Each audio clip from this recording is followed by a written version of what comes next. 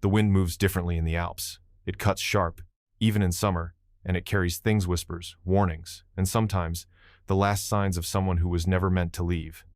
Luca Weiss was 17 years old when he set out alone on a solo hike through the Swiss Alps.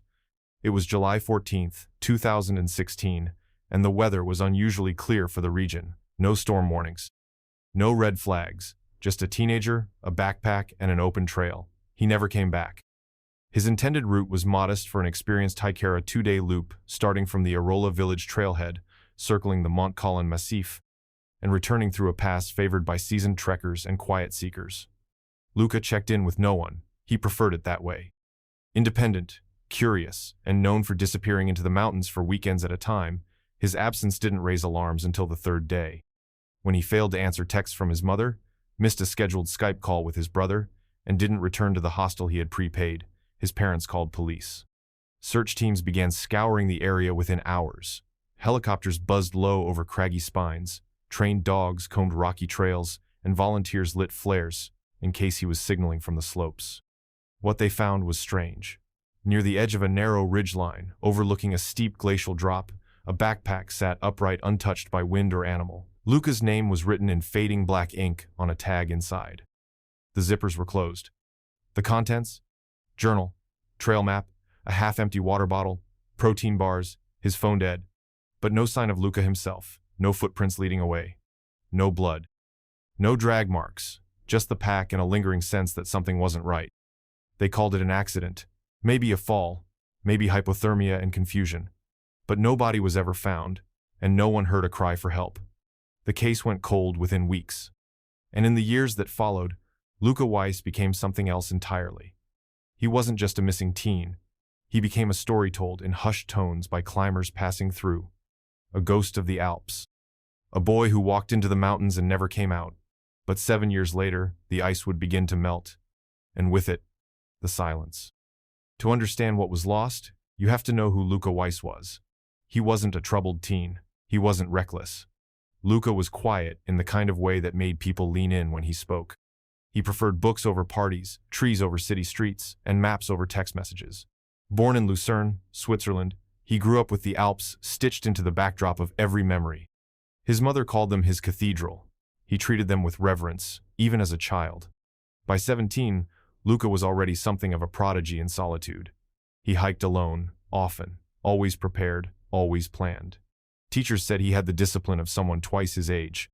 He was saving for a gap-year-own, unstructured, untethered trip before university, filled with solo treks across Europe's most remote ranges. He didn't want Wi-Fi or hostels or Instagram filters. He wanted air so thin it bit back, places where silence meant something. Friends remember him differently, more gently. They say he could be funny, if you listened long enough. That he made odd jokes about getting lost on purpose. That he believed there were still places in the world where you could disappear and start over. He filled notebooks with drawings, mountain ridge lines, compass roses, coordinates that no one ever fact-checked. He once gave a class presentation entirely in whispers because he said, "The mountains don't like loud people." Most kids laughed. One teacher gave him a failing grade. But Luca didn't mind.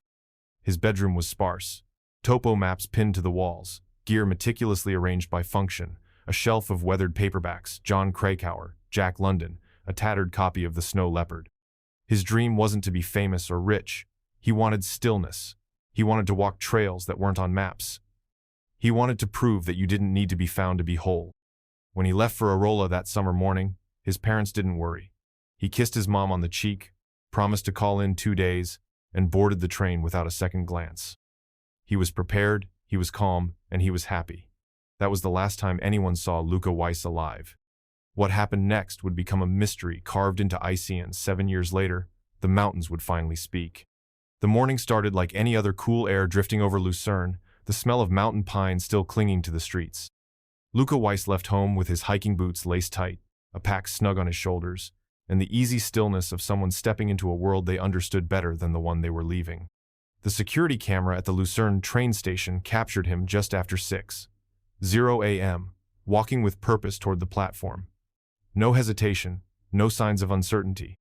Just Luca, alone, boarding the 6:12 train toward Sion. By 8:47 a.m., He had transferred to a small regional service bound for the mountain village of Arola elevation, 600 feet, population under 500, a place where cell signal fades and time slips. The conductor on board later remembered him, said he seemed polite, nodded in thanks, never once looked at his phone. At 9:22 a.m., Luca stepped off the train into air that felt like it had never been touched by summer. Arola sat quiet that morning, still waking up. A few locals waved to the boy with the navy blue pack and topographic map tucked into its side. One shop owner remembered him buying a bar of chocolate and pointing at a local weatherboard. "Is it stable up there?" he'd asked in German. The woman had nodded. For now. By 10:06 a.m., Luca passed the final checkpoint in electronic trail registry used by Alpine Rescue Services to track activity. He was recorded entering Trail 43, a moderate but demanding loop that passed near Mont Colin and skirted the edge of a minor glacier. A camera installed just beyond the checkpoint caught his silhouette heading uphill, trekking poles in hand, pace even. That would be the last confirmed sighting of Luca Weiss. No further pings, no other hikers recalled passing him. He didn't leave the trail. He vanished along it. What no one could have known then, what the satellite data would show later, was that the sky had begun to shift. Winds high above were already turning. Pressure was falling. And in less than 4 hours, everything would change. In the Swiss Alps, weather doesn't arrive. It erupts. By 2:11 p.m. on July 14, 2016, atmospheric sensors, positioned along the Mont Colin ridge, began to register sudden drops in pressure and abrupt spikes in wind speed. Within minutes, fog spilled across the glacier like a wave of milk. Rain turned to sleet. Temperatures plummeted by nearly 20 degrees in less than an hour. Local climbers call it white death, a phenomenon where sight vanishes, sound warps, and even the most seasoned mountaineer can lose direction in steps. There were no warnings, no storm alerts issued to civilian phones. The sky had been calm that morning, its silence a deception. At 3:02 p.m., the first hiker reported disorientation near the northern ridge. GPS became unreliable. Visibility dropped below 10 meters. Emergency weather markers became all but invisible. If Luca was still on the trail, if he hadn't yet reached the southern descent, would have been caught in the dead zone, a section of Trail 43 with limited cover, exposed ridgelines, and no shelter for miles. No recorded SOS call was made. His phone, later found in his backpack, was off, battery drained. Search and rescue experts later speculated that Luca may have tried to wait it out, find a rock outcrop or glacier fold and shelter in place. Others believed he may have pushed forward, thinking he could beat the weather down the western slope. Either choice could have been fatal. In alpine storms, the margin for error isn't minutes, it's moments. By the time the storm cleared in the early morning hours of July 15th, 5 hikers had issued rescue calls. 3 were airlifted out by helicopter. 2 were found huddled in an ice cave near Col Colin, suffering from exposure. But of Luca Weiss, there was nothing.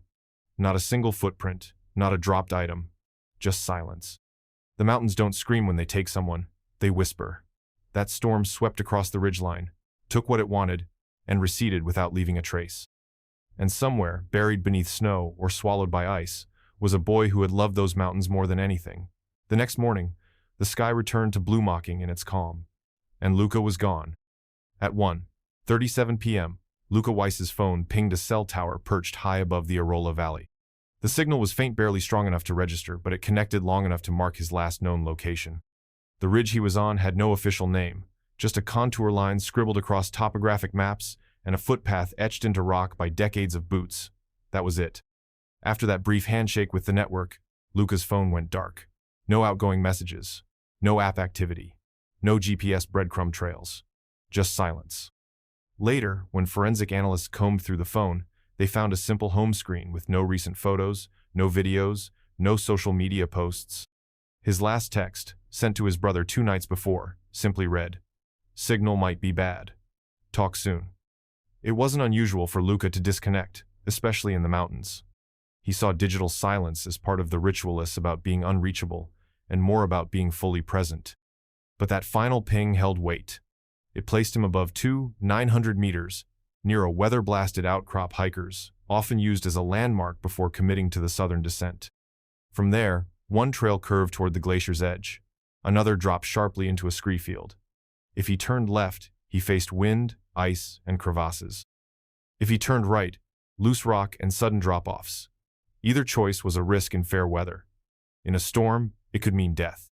The rescue teams would later say the signal didn't last long enough to establish direction. The mountains had interfered cliffs, ice, electromagnetic noise.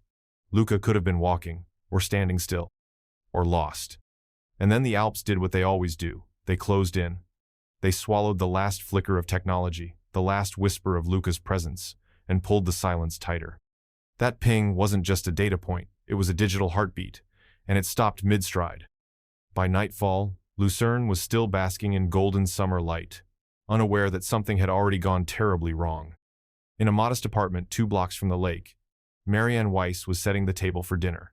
She glanced at her phone, expecting a text from Luca. A photo, maybe. A check-in. Nothing unusual, yet often waited until evening to conserve battery. Still, she noticed the clock. Her husband, Daniel, dismissed it at first.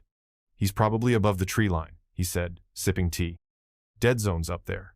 But when it reached 9:00 p.m., and still nothing, not a single tick of confirmation, her fingers began to tremble over the call button. By 11:00 p.m., she'd left 3 voicemails. The calls went straight to voicemail each time. At midnight, she emailed the Arola hostel. No reply. At 3:00 a.m., Daniel checked train logs, trying to convince himself they'd made a mistake, that Luca had come home early, taken a different route, left a note they'd somehow missed. But the flat was silent, his room untouched, his extra gear still stacked by the door. When dawn broke on July 15th, the Weiss family called the cantonal police. The dispatcher's voice was calm, clinical. "We cannot report him missing until a full 24 hours has passed," she explained.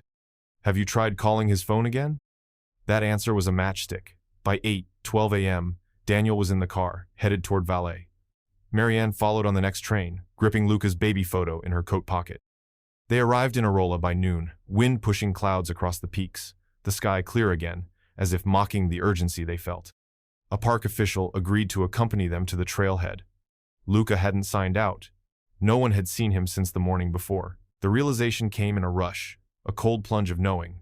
He was truly missing. Not late, not forgetful, gone. Within hours, mountain rescue teams were alerted. Helicopters dispatched, dogs unleashed, the air filled with the sound of spinning rotors and clipped radio chatter. And still, the only thing they had was that last cold ping from a dead phone. The Weiss family's life had just split in two, before Luca disappeared, and everything after. From a distance, the Alps look majestic, postcard-perfect peaks, touched by snow and serenity. But up close, there's something else entirely. Unforgiving, ancient, indifferent to human presence.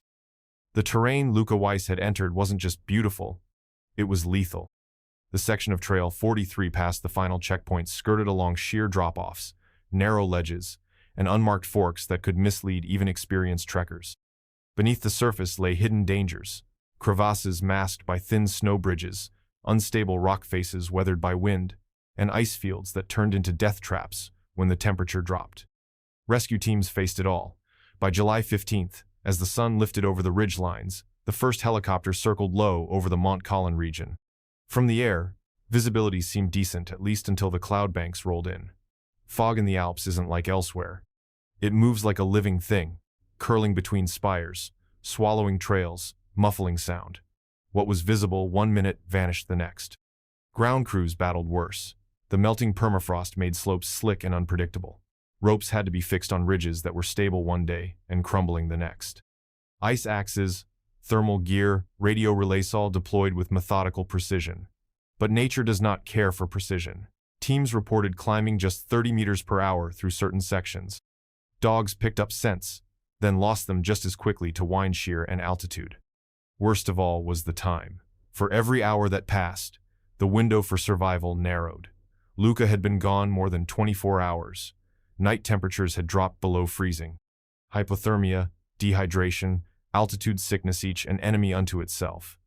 But still, the rescuers pressed forward, combing scree fields, scanning ravines, calling his name into the void.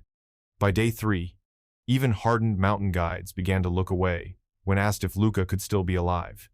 Not because they didn't care, but because they'd seen this before. In the Alps, you don't have to fall to die.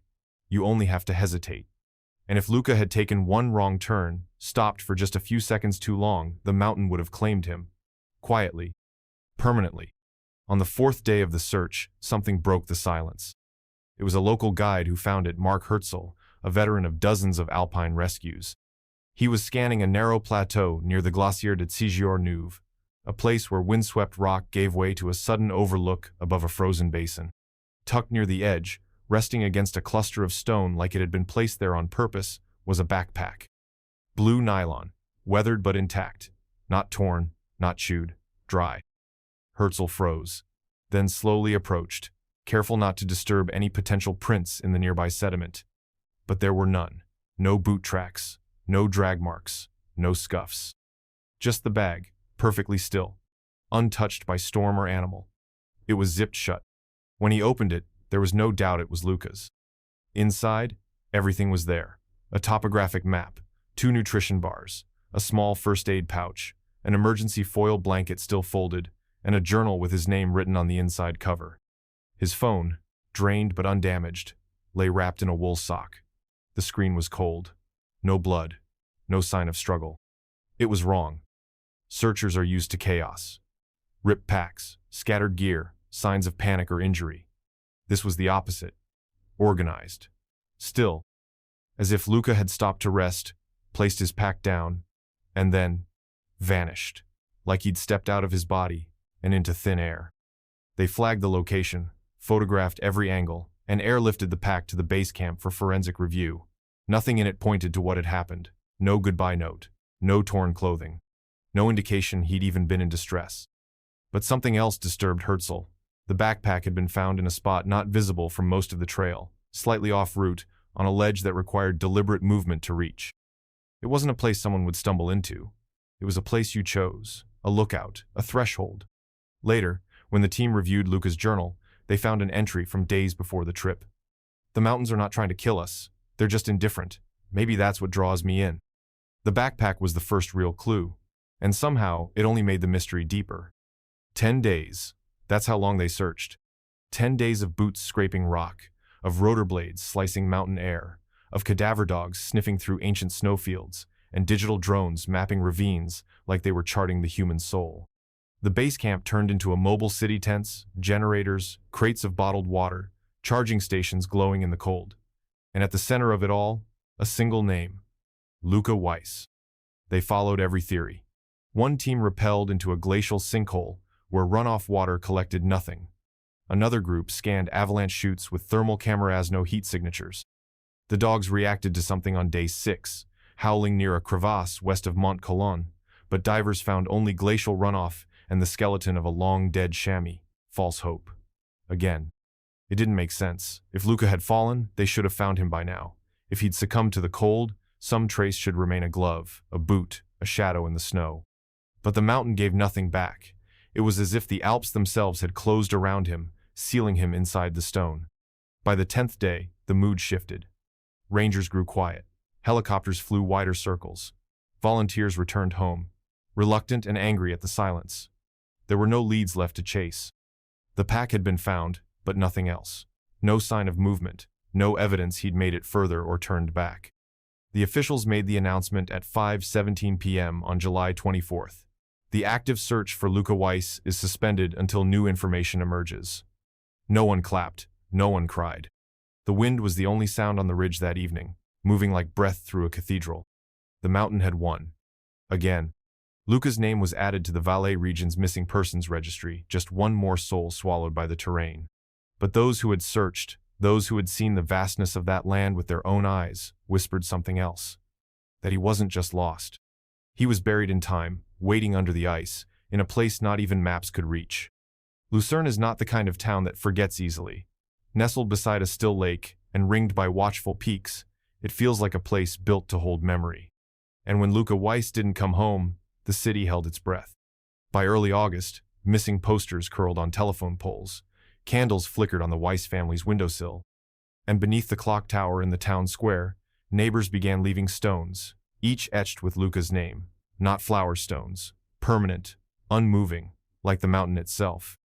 The high school held a moment of silence. His classmates lit floating lanterns and set them into the lake. their reflections trembling on the dark water like flickers of hope refusing to go out. At the bookshop where Luca used to buy trail guides, a hand-lettered sign appeared in the window. "Come home, hiker." And yet, there was no memorial, no funeral, no headstone. Marianne Weiss refused. "Not without a body," she said, her voice flat but fierce. "Not until I bury my son myself." Every day, she read his journal. Every night, she checked weather reports for the Valais region. She memorized terrain maps, redrew his possible routes in pencil on the kitchen table. Daniel, her husband, grew quieter. He built things in the garage, a wooden box, a bench, anything that didn't require words. They weren't in denial. They were in waiting. Reporters came and went. Some wanted the heartbreak, others the mystery. Marianne spoke to none of them. "He's not a ghost story," she said once. "He's just lost." There's a difference. By September, the city returned to its rhythms. Tourists filtered in. Bells rang from the cathedral. The candles melted away. But not for the Weiss family. For them, time had bent. Luca's room remained untouched, a jacket still hanging on the door, his hiking boots perfectly aligned beneath the bed. His mother made the bed every morning. "He's still out there," she whispered one night, standing by the lake. "I feel it. He just hasn't found his way back yet." And somewhere above them, buried beneath ice and silence, the mountain said nothing. To most, Luca Weiss was just a teenager who loved the mountains. But to those who really knew him, friends, classmates, a few observant teachers, she was something else entirely. A seeker. A student of forgotten paths. Someone not content with simply walking a trail, but needing to understand who had walked it before and why. "He wasn't obsessed with hiking," said Jonas Kohler, Luca's closest friend.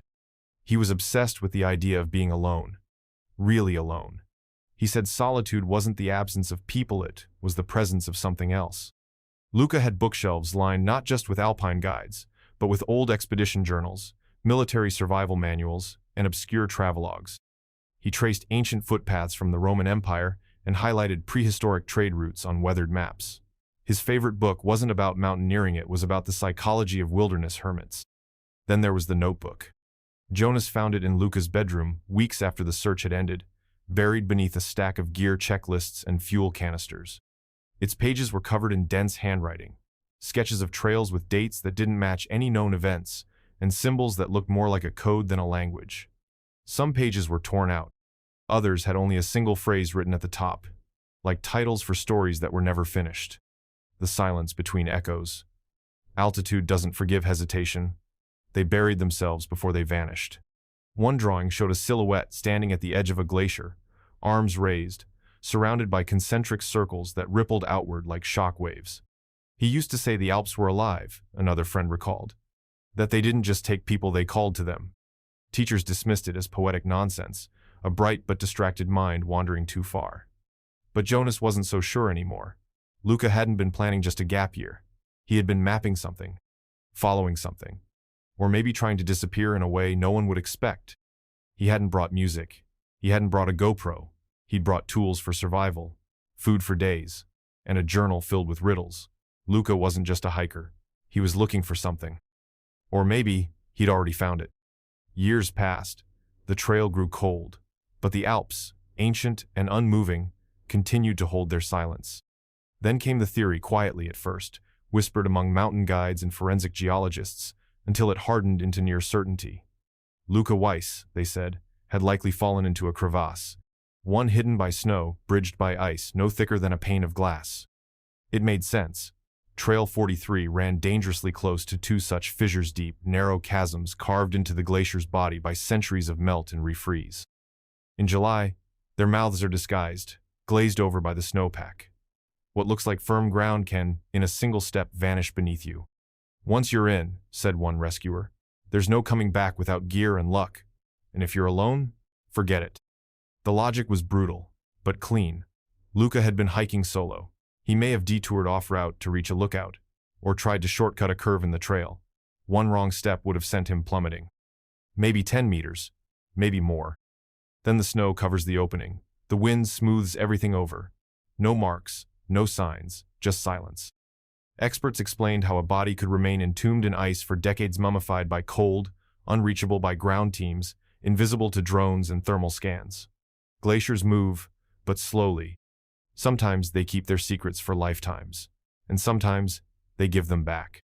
In 2005, hikers found a World War I soldier in full uniform near Monte Rosa. In 2014, two brothers who vanished in 1942 were recovered together, preserved like statues. The Alps are a library of the lost, their archives buried deep and sealed shut until the ice decides to open. For Luca, this became the most accepted theory. A crevasse, a fall, a perfect disappearance. But it didn't explain everything. Not the position of the backpack, not the lack of distress, not the journal or the last words he left behind in ink and code. If he fell, Jonas once said, then why did he leave everything so neatly packed? The glacial theory provided closure for some, but for others, it felt like a convenient ending to a story still being written. Because in the Alps, not every disappearance is accidental, and not every return is peaceful. The internet never forgets, and when official answers fall short, it begins to invent its own.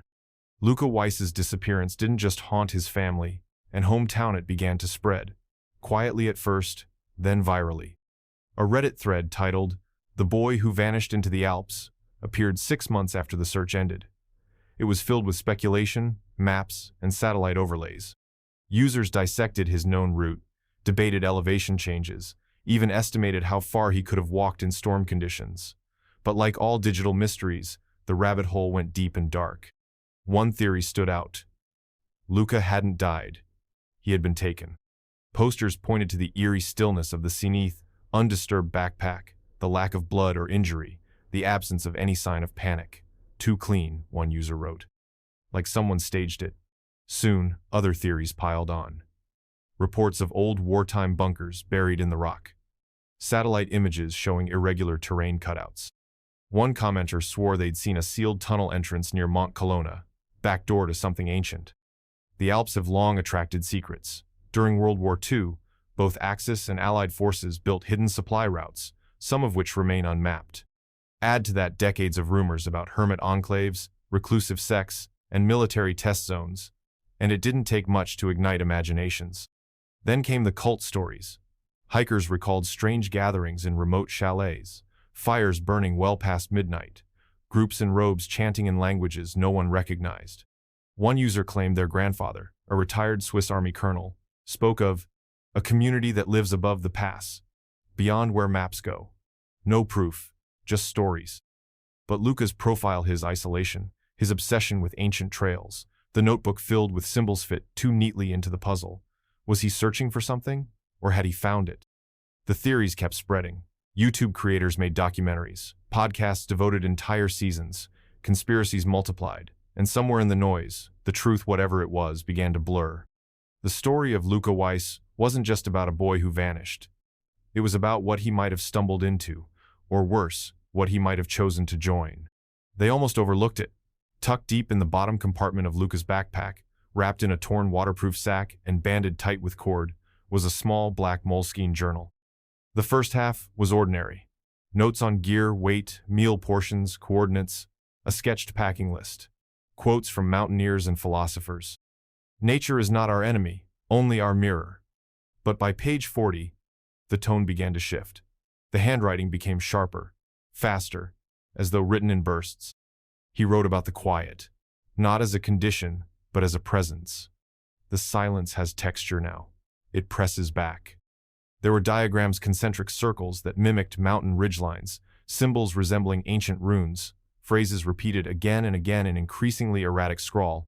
Clarity comes with altitude. There's a door above the glacier. I have to go higher. The last week of entries was the most disturbing.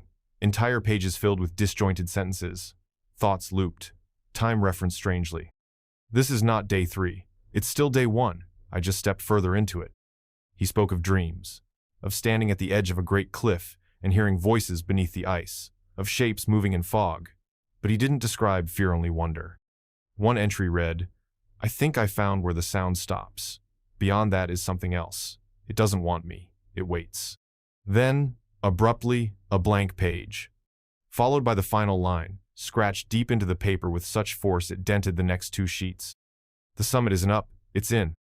When Jonas read it, he said nothing, just handed the journal back and left the room. For investigators, It added no logistical value. But for Luca's parents, it reopened wounds. He hadn't simply wandered off. He'd gone somewhere with intention. What that place was on, whether he ever reached it, remained unknown. But one thing was clear. Luca Weiss had not been afraid. He had been looking for something. Something no map could mark. Something only he could see. For a long time, Jonas Weiss said nothing. He stood beside his parents during the search, answered questions from reporters, and thanked volunteers at the town hall. But behind his eyes, something was locked.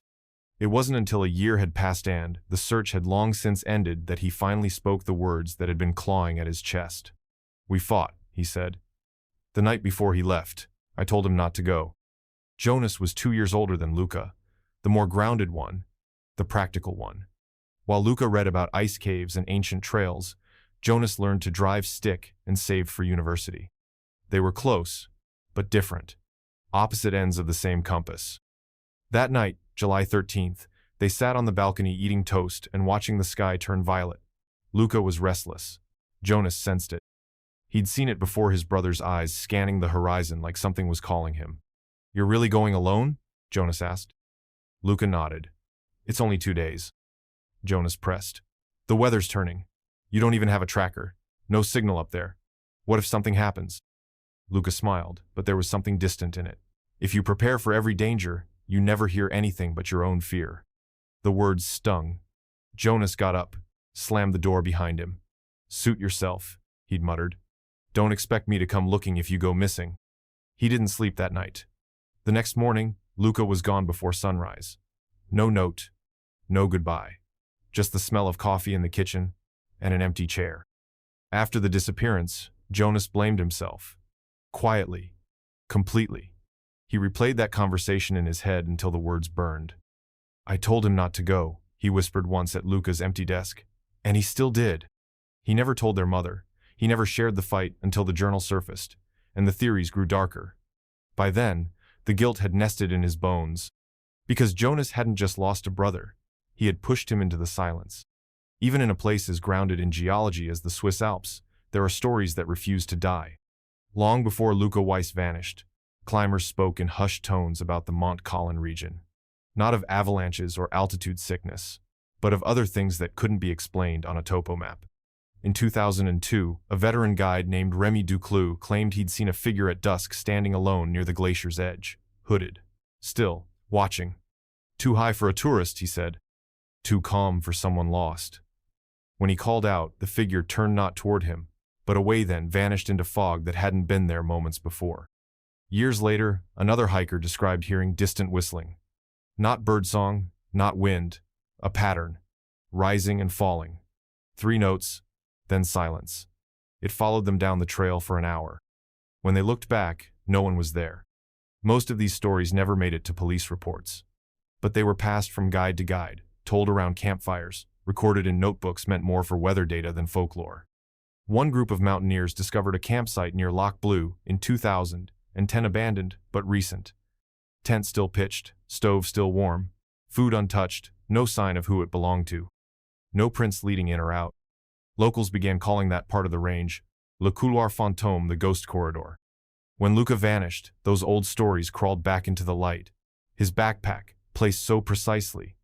The journal entries, the symbols, the final message. The summit isn't up, it's in. Some began to wonder if Luca had crossed into more than just a hidden trail, if perhaps he had followed something that others had only glimpsed, something that didn't want to be found. None of it made sense. Not in the daylight. But the mountains don't belong to the daylight. And the guides who've spent lifetimes mapping their veins will tell you quietly, between sips of schnapps, the Alps are old. And not everything that walks them is trying to come back down. Luca Weiss wasn't the first. After the initial search was suspended, a quiet inquiry began. The kind investigators conduct when the public isn't watching, when press interest has cooled but questions remain. A junior officer, combing through disappearance logs in the canton of Valais, noticed something unsettling. 3 cases. All hikers. All solo. All vanished within a 15-kilometer radius of where Luca was last seen. The first was in 1986. Elena Roethlisberger, a 26-year-old biologist from Bern, disappeared while conducting glacial surveys near the same ridge Luca had crossed.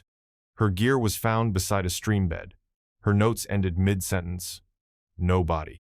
Then came Benoit Marchot in 1997, a French philosopher hiking through the Alps on a solitary spiritual retreat. His last journal entry mentioned a calling in the ice. His tent was later found empty near Col de l'Evêque. Inside, a sketch of a spiral carved into snow. Finally, a teenage boy Kai Meyer vanished in 2009.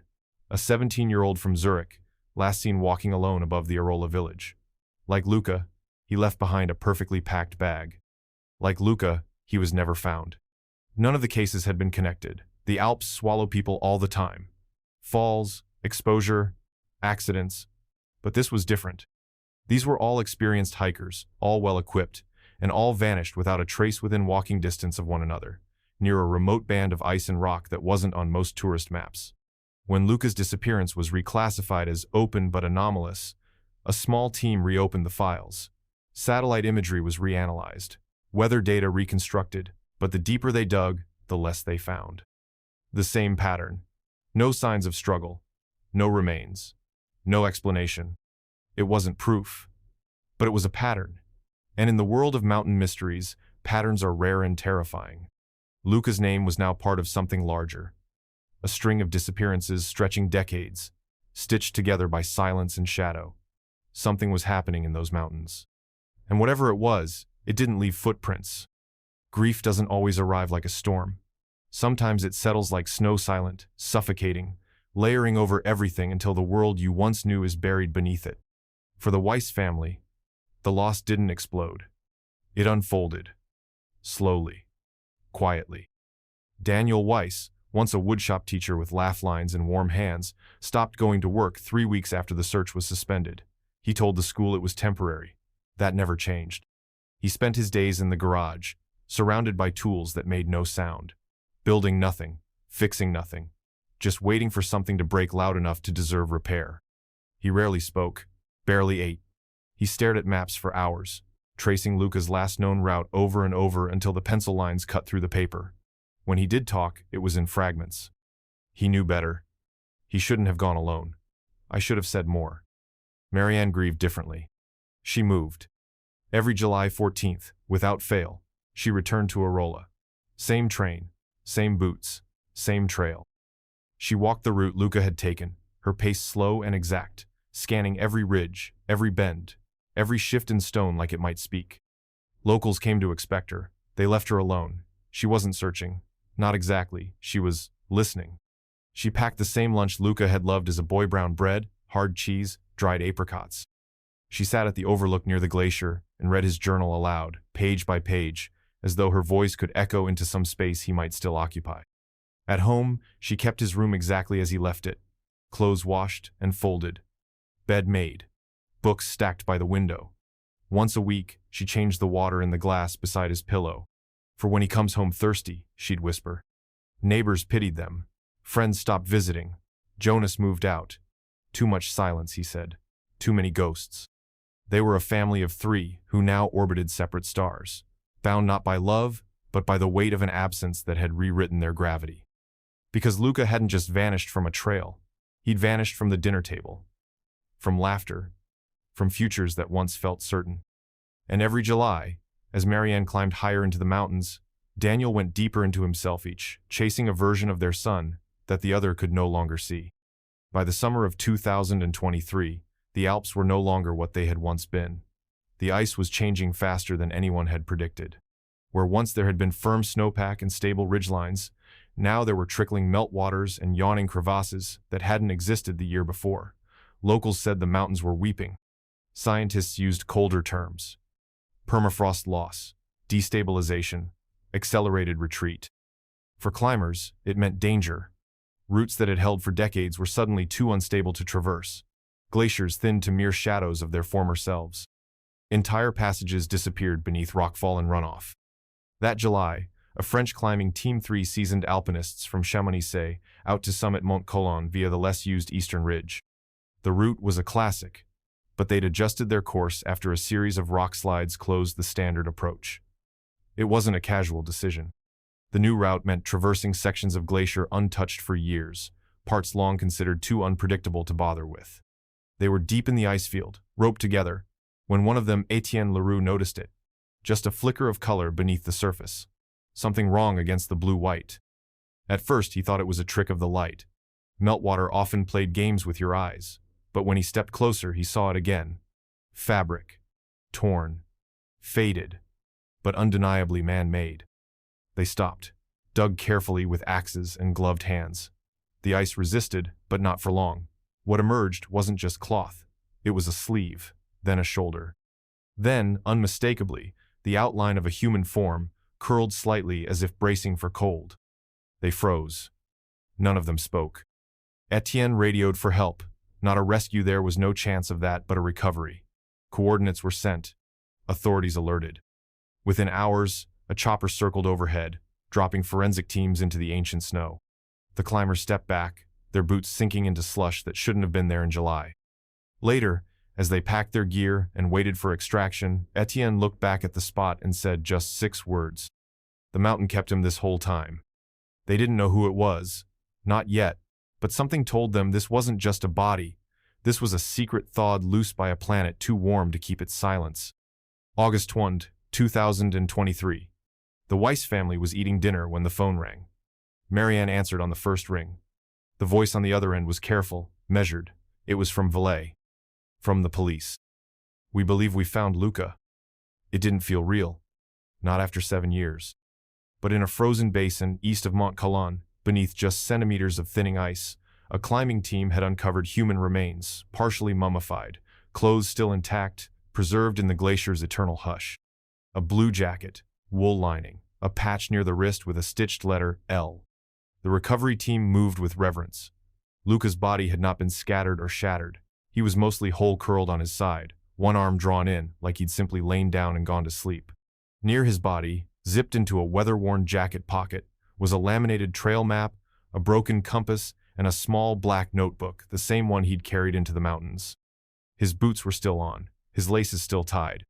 Forensic analysts confirmed it by dental records. The DNA test wasn't necessary. Marianne already knew. She felt it the moment the words left the officer's mouth. They said the ice must have given way beneath him, that he'd slipped into a shallow crevasse, now visible only because of the accelerated melt. They said he had likely survived the fall, at least briefly, based on his body's position and the intact supplies around him. They said he'd waited. But the ice had sealed him in before help could reach him. When Daniel saw the recovered items laid out on the evidence table, Luca's journal, his gloves, the pack he'd chosen so carefully, he didn't cry. He simply nodded. And whispered, he was right where he said he'd be. The Alps had kept Luca longer than anyone should be kept. But now, finally, the mountain had let go. What he'd seen in those final hours, what thoughts filled the last pages of that notebook, remained unread. Marianne couldn't bring herself to open it. Not yet. The mountain had held its silence for 7 years. And then, without warning, it exhaled. And Luca Weiss came home. The recovery began at dawn. Forensic teams arrived by chopper, their boots crunching over a glacier that had held its breath for nearly a decade. The body was already half exposed by meltus, thinned by years of warming summers and receding layers. It had kept Luca Weiss in near-perfect stillness, the cold acting as both vault and guardian. The team worked slowly, methodically. Ice axes, brushes, thermal cutters, for areas too fused to free by hand. They documented every angle, took samples, measured the exact placement of every item still attached to the body. The jacket, zipped halfway. The gloves, still on. The left boot with a broken lace double-knotted anyway. Inside his coat pocket was a folded sheet of paper, sealed in a plastic bag. It was water-warped, but the ink remained. Just a few sentences. The handwriting was shaky, cramped, but unmistakably Luca's. The air is thin. Time feels slower. I'm not lost, just not where people are. They found no signs of trauma. No broken bones. No evidence of a fall or struggle. His body showed the early signs of hypothermia, fetal positioning, tightened limbs, as if he'd been conserving warmth, waiting out a night that never ended. Dental records were compared. Confirmed. Luca Weiss, case 716B, status, recovered. When the news reached Lucerne, a silence swept through the town. It wasn't like the silence from 7 years ago. This one was heavier. Complete. A kind of exhale that took too long to come. Jonas was the first to identify the remains. He didn't flinch. didn't look away, just reached out and touched the side of the recovery bag. "He's been cold for a long time," he whispered. "Someone should take him home." The Weiss family was offered a formal memorial by the canton. They declined.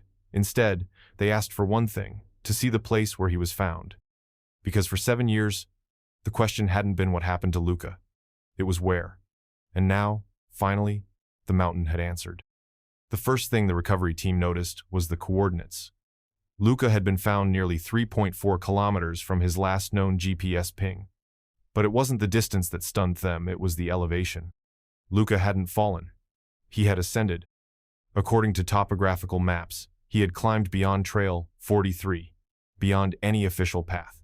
He'd crossed a scree field considered impassable without rope, then scaled a glacial ridge that local guides referred to simply as the Wall. It was steep, brutal, not meant for amateurs, not even meant for solo travel. There was no trail, no markers, no reason, and yet he had done it, carved a line up a route no one believed possible for someone traveling light, in summer boots, carrying only basic supplies.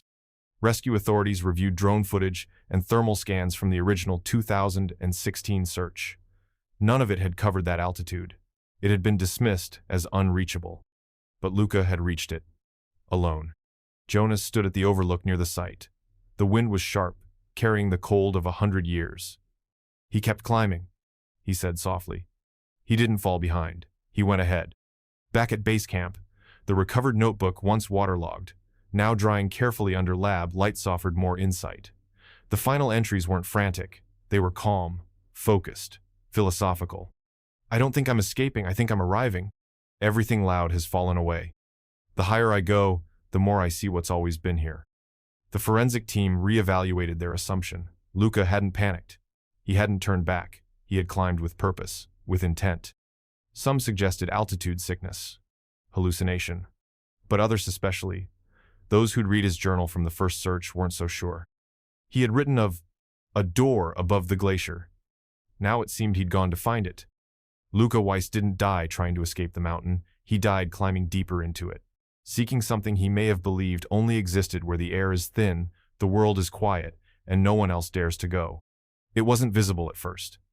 The rock wall near the recovery site was scarred by centuries of glacial abrasion, wind-etched, ice-polished, modeled by time. But as the forensic team packed up Luca's belongings and prepared the area for closure, one technician paused. Just above the ledge, half concealed behind a slab of ice now rapidly melting under the summer sun, something caught the light. Marks. Not natural ones. They scraped away at the thin ice. Beneath it, carved into the raw granite with what appeared to be the tip of a climbing knife or a jagged rock, were 5 words uneven, trembling, deliberate. I waited. No one came. The inscription was shallow, worn at the edges, like it had been etched in desperation. Everyone went silent. There was no mistaking the implication. Luca hadn't died instantly. He had survived. Long enough to be conscious. Long enough to understand he might not be found. And long enough to leave behind a final message, a message not buried in a notebook, but scarred into the earth itself. I waited. No one came. The rescue leader, a man who'd spent decades recovering the lost and the fallen, later said he'd never seen anything like it. "Most people don't have the strength," he told the press quietly. "To hold a pen at that altitude is hard. To carve into stone? That's a kind of will most people never have." The location of the inscription, just meters from Luca's final resting places, suggested it was one of the last things he ever did. A final record. Not for himself, but for the world he'd been trying to reach. For his parents. For his brother. For anyone who would ever wonder if he had given up. He hadn't. He had waited. And for 7 years, no one had known. The evidence recovered from Luca's body told a story no one expected. He hadn't died immediately after vanishing. In fact, forensic experts now believe he survived for at least 48 hours after his final known GPS ping. Tucked into the inside of his jacket, between the insulation layers where it had remained frozen, were fragments of melted snow, stored in a resealable plastic bag. Primitive, but effective. He'd packed the snow, let it melt against his body heat, then sealed it again. He'd made his own water supply. The food ration pouch found beside him had been opened cleanly, contents partially consumed. Analysts estimated he'd stretched a single protein bar and a handful of dried fruit across 2 days. The wrapper was carefully folded and returned to his pack. Luca's precision never left him, even near the end. More telling was his phone. Damaged but intact. Its power button cracked, screen spiderwebbed beneath pressure, as if it had been dropped or crushed during a fall. The battery had long since died, but forensic technicians were able to extract its final log entries. No outgoing messages, no recorded calls, but several failed attempts to activate GPS functions, each spaced out over hours, not minutes. He had tried to locate himself, repeatedly, not frantic. Just methodical. The timeline formed slowly but unmistakably. Luca had ascended, gotten caught in worsening weather, likely slipped or stepped into a soft snow shelf near the ridge, survived the fall. Injured. Perhapshi's right leg was twisted slightly beneath him but conscious, aware. And then he had waited. In the thin air, with food dwindling and water harvested from the very ice that would preserve him, Luca endured for longer than most would have. He'd written. He'd scratched messages into stone. He'd prepared himself. Some call it survival instinct. Others called it something deeper. Resolve. He hadn't vanished into madness. He hadn't chased hallucinations.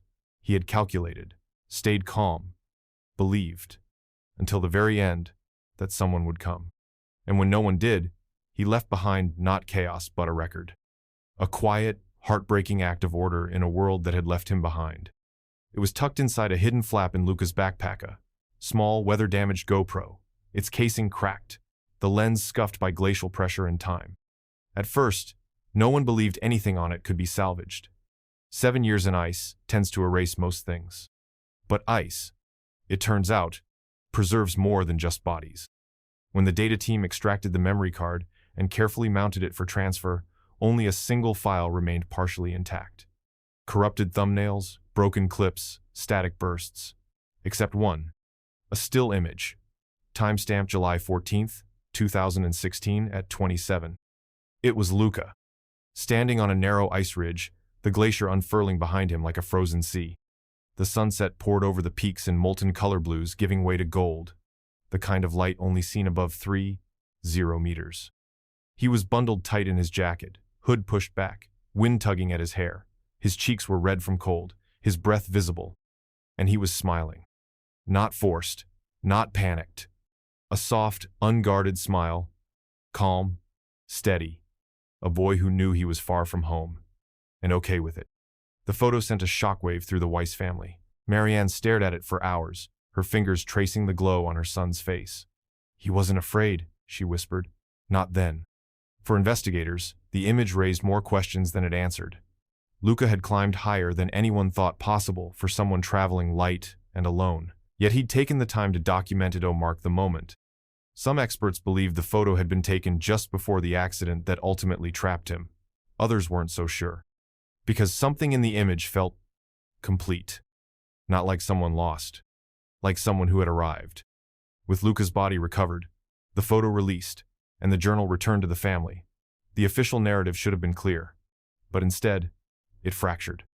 The final entries in Luca's notebook, the strange map sketches, the deliberate climb to an untracked ridge, they didn't fit the behavior of a lost or confused teenager. They pointed to something else. A choice. Psychologists, survival experts, and mountaineers were consulted, and slowly, a new theory took shape, not of misadventure, but of intention. Luca Weiss had orchestrated his own disappearance, not as a suicide, not as an escape, but as a pilgrimage, a spiritual journey, a deliberate withdrawal from the world.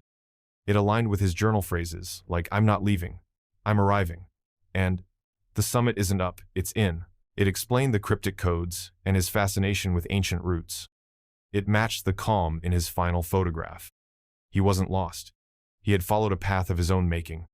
This wasn't without precedent.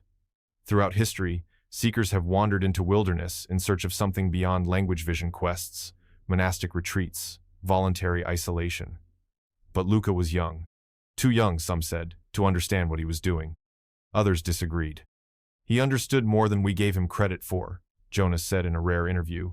"He didn't want to be found. He wanted to disappear into something bigger than himself." But the mountain had other plans. Maybe Luca meant to return. Maybe he believed he had time. But the weather turned, and the cold came fast, and what was meant to be a passage became a grave. Still, for those who studied his final words, The message was undeniable. Luca wasn't running from something. He was walking toward it. The question that remains is the same one that echoed through every page of his journal. What was he trying to find at the top of the world where maps end and the silence begins? The autopsy arrived 2 weeks after the recovery, delivered in a plain envelope stamped by the Valais Forensic Unit. Inside, a single truth, weighted clinical, dry, unfeeling. But it cut deeper than any theory. Cause of death, hypothermia. Secondary trauma. A clean fracture of the left ankle, likely sustained during a fall near the time of Luca's final known location. It would have made movement excruciating. Climbing? Nearly impossible. That changed everything. He hadn't continued upward on pure will alone. He had likely fallen short distance, but enough. Enough to twist bone, to reduce speed to a crawl. The ridge he reached, he may have dragged himself there.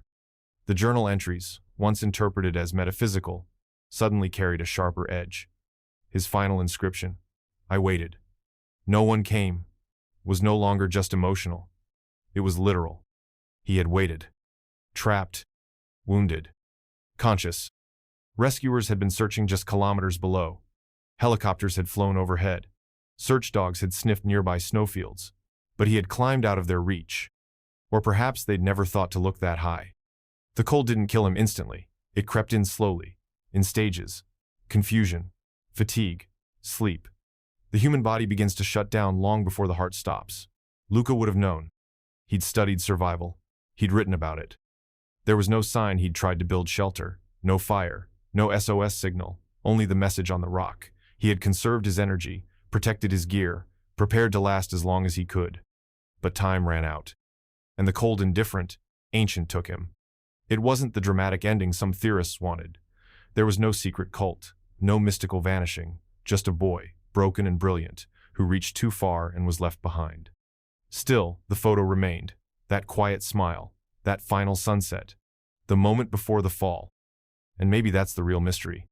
How someone so alone could still look so at peace. The funeral was held on a gray morning in early October. The lake in Lucerne was still. The mountains distant and veiled in cloud, like they were watching. No television crews, no headlines, just close family, old friends, and the remnants of a town that had learned to grieve quietly. The Weiss family had waited 7 years to bury their son. 7 years of unanswered questions, empty chairs, birthdays spent in silence. Now, Luca's name was engraved on a simple stone.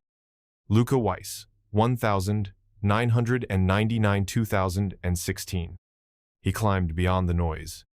There were no eulogies, just a soft procession to the altar, where Marianne Weiss, trembling but upright, placed a single item beside the earnest journal.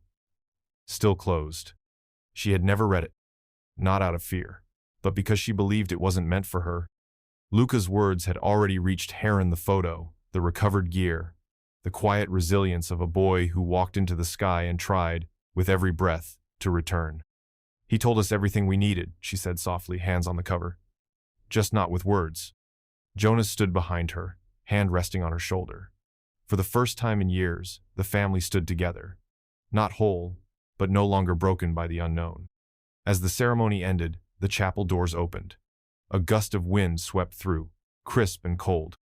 Outside, the peaks remained unchanged. The same summits Luca had once stared at through his bedroom window, dreaming of routes no one else had walked. And now, he had a place among them. Not lost. Not forgotten. But found. At last. It took months to fully decode the final entries. Luca's journal had never been meant for easy reading. Half written in cipher, half in fragmented verse. His words danced between clarity and abstraction. But slowly, with care and quiet patience, Jonas and a linguistics professor from Bern began to stitch the meaning back together. The code wasn't complicated, it was intimate. A blend of trail coordinates, book references, and symbols only those who truly knew Luca would recognize. Each symbol stood for a place, a person, or a feeling. And beneath the encryption was something startlingly simple. A letter, not addressed to anyone, yet meant for everyone. A reflection carved out of solitude, written in cold ink by fading light, from a place most will never reach. He wrote of the wind and how it sounded different when there was no one to talk to, of the stars brighter at altitude, like open eyes in a sleeping sky. He wrote, "Silence is not loneliness, It is a conversation with the world when you've run out of questions. He described the ache of hunger, the slow burn of fatigue, but not as enemies more, like companions. A reminder that the body still mattered, that he was still real. And then came the last pages looser, more like poetry than thought. I am not gone. I am absorbed. The mountain doesn't take you, it accepts you, the way a sea takes rain, without resistance. I never planned to vanish. I planned to listen, and in that stillness, I heard something that felt like home. Luca hadn't written a farewell. He'd written a philosophy. Not of escape, but of immersion. Not of loss, but of return. To the people left behind, the words brought no resolution, no answers to why. But they brought a strange kind of peace. Because Luca hadn't disappeared into confusion. He had walked deliberately, beautifully into a silence of his choosing. In the end, Luca Weiss did not vanish. He simply went where most of us are afraid to go, far beyond the marked paths, into a place where the maps go white, where even sound gets lost in the wind. The Alps did not kill him. They kept him, held him in their cold heart for 7 long years, preserving every thread of who he was. His jacket, his journal, his silence. The mountain did not give him back out of mercy. It gave him back because the time had come. His story ends where it began, in the folds of ice and stone, among the echoes of wind that never stopped speaking. For the Weiss family, closure came not with answers, but with presence, with Luca's return, with the weight of his body no longer lost to the world. And yet, some questions remain. Why did he climb so high, so alone? What did he think he would find above the clouds, beyond the trail's end? We may never know, but perhaps Luca never wanted us to. Because the Alps, like all ancient things, are not meant to be solved, only respected, only remembered.